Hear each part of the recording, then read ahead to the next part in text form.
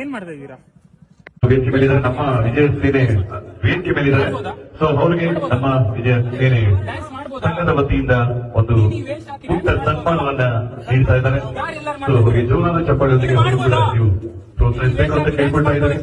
ಇಷ್ಟು ಗ್ರ್ಯಾಂಡ್ ಆಗಿ ಚಳಿನೂ ಕೂಡ ಸುಮಾರು ಜನ ಕಾರ್ಯಕ್ರಮ ನೋಡ್ತಾ ಇದ್ದಾರೆ.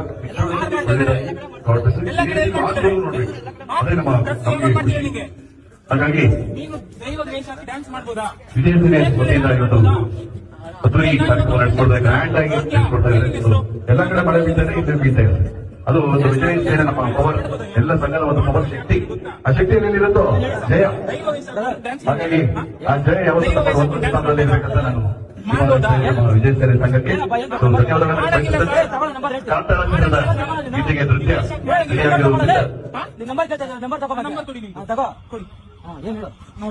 ಏನ್ ಮಾಡ್ತೀನಿ ನಾನು.